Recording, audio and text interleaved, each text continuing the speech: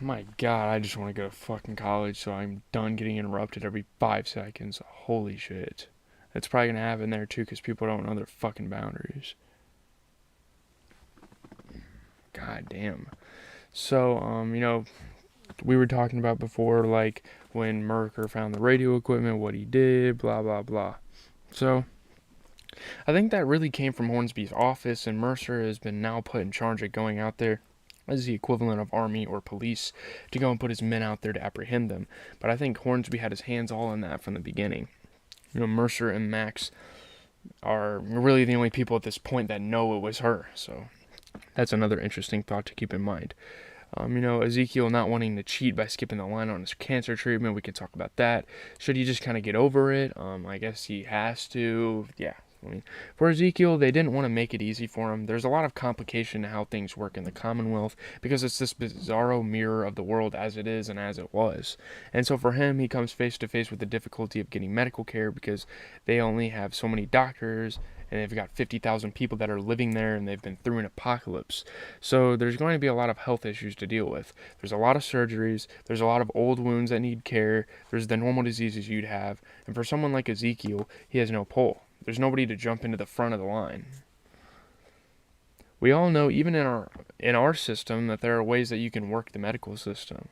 We've seen that play out even throughout the pandemic and when the vaccines were first available. The funny thing is, they've been planning versions of stories around this healthcare for a long, long time, and then it somehow started to resonate more with the crew.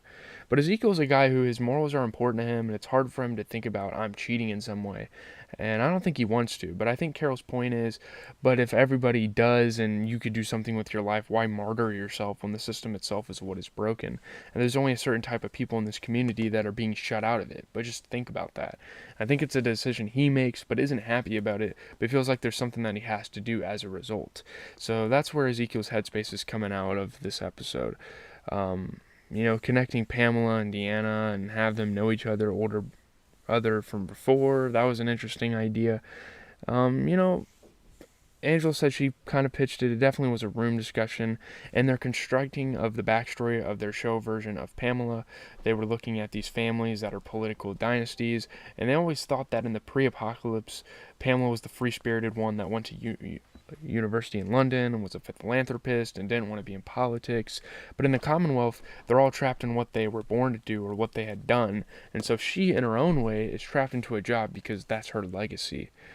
And so with that background, they were like, okay, well, who should she have run into? And they quickly went, well, we've already said that Connie was this top political journalist, so she definitely would have run into her. And we've already said that. We already said that Deanna was in Congress, so she definitely would have run into her too.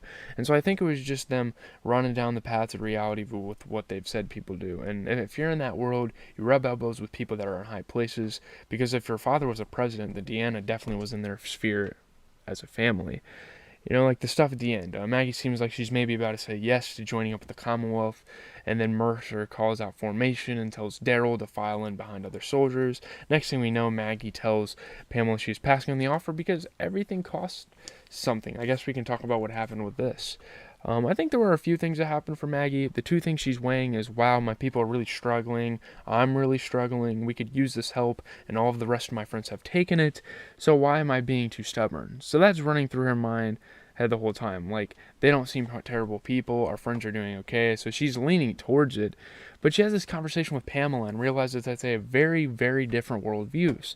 So there's that, but at the same time, they actually do like and respect each other. That's the thing that throws Maggie. But having those Commonwealth troopers sweep in and start mowing down all those walkers so quickly, within seconds, there's something about that doesn't sit well with her when she sees that happen. Maybe like her pride gets in the way. Like, this shouldn't be that easy. Like, these people shouldn't help us.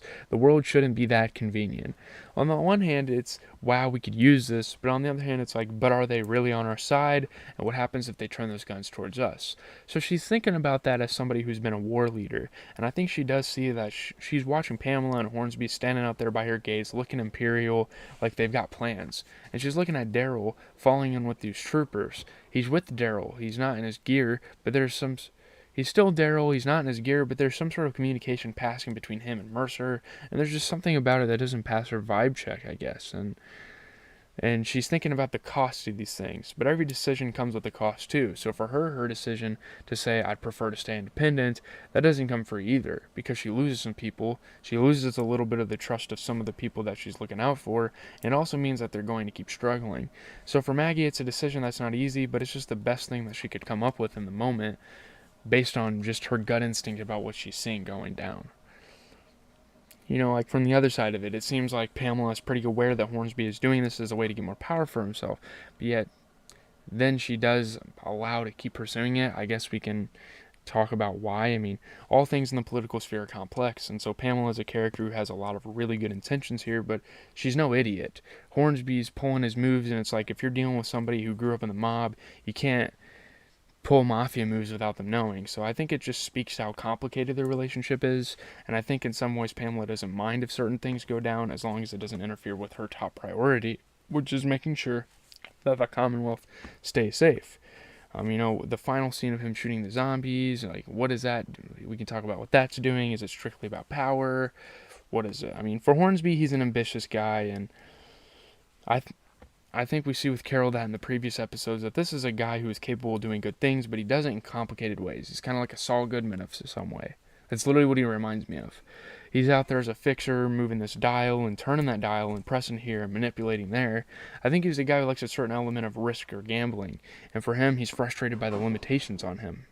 The Commonwealth is a place that says what you were really defines who you are, and he feels like he's bumping up against some ceiling with his ambitions, and he has bigger dreams. I think all the things he says to Maggie, they're not a lie. He does imagine a future where everything's interconnected. I think various people might disagree on how you get there, though, so that's the essence of Hornsby.